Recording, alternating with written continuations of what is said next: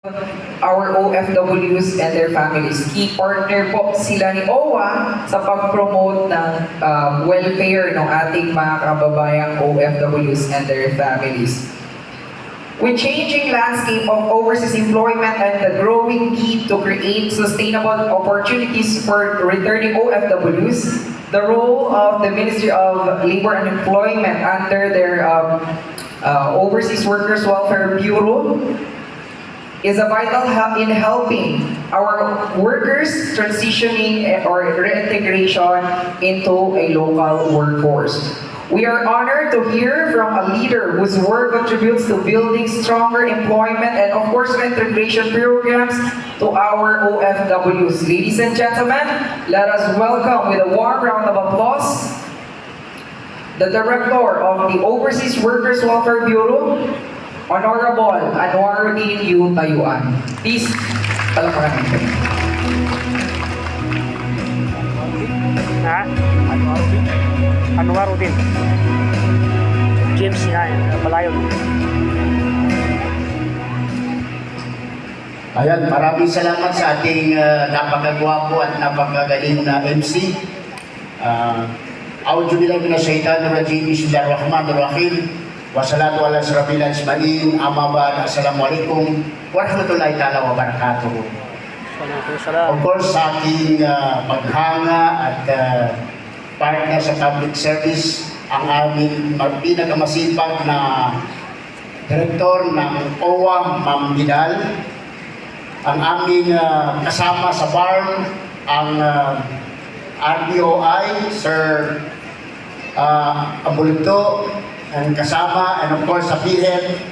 Minsan no, nagbibiro kami na sabi namin, bago ka magpa-hospital, tatanungin ka muna may PhilHealth ka ba? Pangalawa, kung wala kang PhilHealth, magpa-PhilHealth member ka muna. And then of course, sa lahat po ng staff ng OWA na minsan po nakukulitan na rin po sa amin dahil lagi kami nagtatanong sa kanila. And of course, yung aking kasama sa mole, alam niyo yung kasama ko sa mole, ito po'y, kanina hindi masyado na-pronounce nung MC yung pangalan. Pero sasabihin ko na sa inyo, ito pong aming kasamahan, pinsan ko ni Batman, ni Superman, ni Wonder Woman, si Mr. Pindiaman. Yan po yan. Superhero po yan. Pero kidding aside, ako po ay talagang na-overwhelmed. Napakasaya ko dahil nakita ko na naman yung ating mga bayani na ito po yung mga ating mga bayani na talagang nangangarap. Ha? Bago umalis ng Pilipinas, may pangarap po yan. Sabi nga nila, ang pangarap po natin, bago matupad ang pangarap, kailangan mayroon pera. Bago magkaroon ng pangarap, bago magkaroon ng makuha yung pangarap, dapat magkaroon ng pera. Dahil tayo ay mga mukhang alam natin. Ano? Yun, yung nakakalungkot lang, naisipin po natin na pag-aliso natin ng Pilipinas. Lahat po tayo nangangarap, especially sa Bangsamoro. Bitbit po natin yung pangarap po natin na magkaroon ng magandang buhay ang ating pamilya. Magkaroon, makapagtapos ang ating mga anak. Magkaroon ng magandang bahay. Magkagkauma si kauma. Pero meron pong instances, yung pangarap po natin na talagang natutupad. Pero masakit lang mo isipin, pag alis po natin, bitbit po natin yung ating pangarap. Sumakay kayo ng napakalaking eroplano.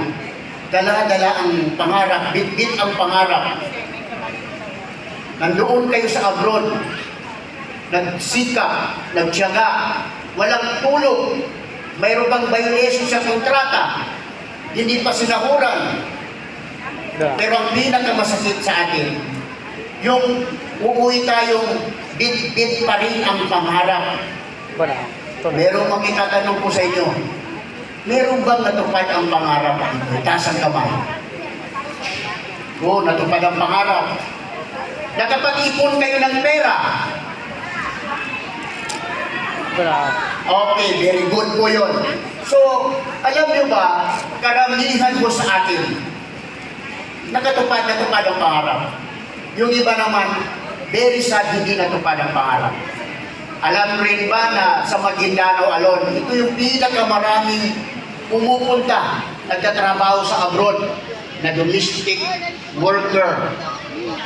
Pero tayo rin yung pinaka maraming incident na distress OFW. Kaya po, sa tulong po ng OWA, ng MOLE, nakikipag-partner po kami. Kayo po ay maswerte kayo dahil papanduayakan. Bakit ko nasabi papanduayakan?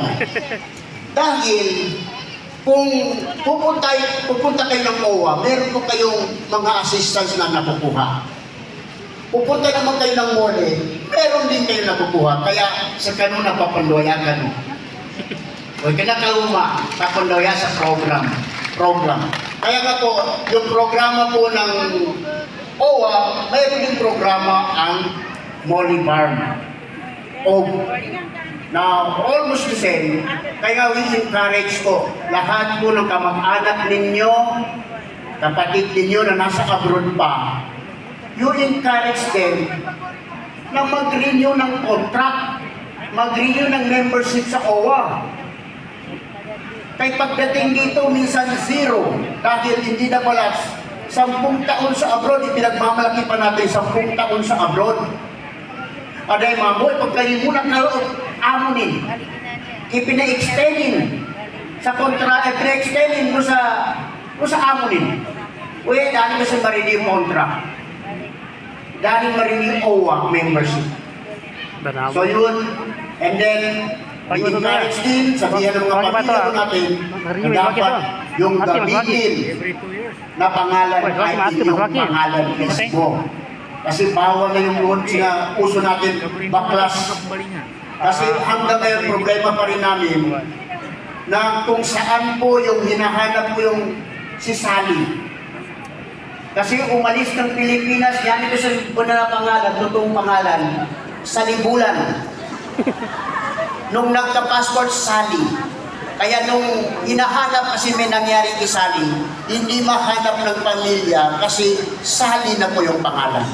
Ito'y konti lang doon sa mga instances na naging issue po ng ating mga mahal na OFW. Sana ho, medyo maiwasan, pero alhamdulillah sa tulong mo ng Molly Farm, ng OWA Farm, at DMW, ay ito po'y unti-unti na po na medyo na po hindi na po nai-encourage na gagawin yun. Hindi na po tayo nag-risk ng ating seguridad na gawin po yung tama, dumaan lang po tayo sa tamang proseso if ever na gusto nyo mag-abroad.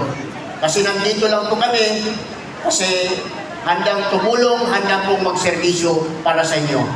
In behalf ng Ministry of Labor and Employment, sa pamumuno po ng aming butihin, Minister Dato Muslimin Gisema, kami po ay nagagalak at siyempre natutuwa na sana ho inyong makuhang assistance from OWA or sa MOLE ay gamitin po natin ng mas maayos at mas pakipakinabang po na pagkakamitan. I hope ang RDO ay nandito na handang tumulong kung paano po i-invest ang inyong mga pera. Maraming salamat and magandang umaga po sa ating lahat.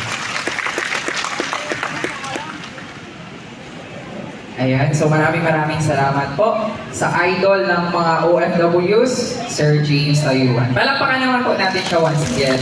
Ladies and gentlemen, yes, at this juncture, we're about to hear a final inspirational message. We are privileged to hear from some, or this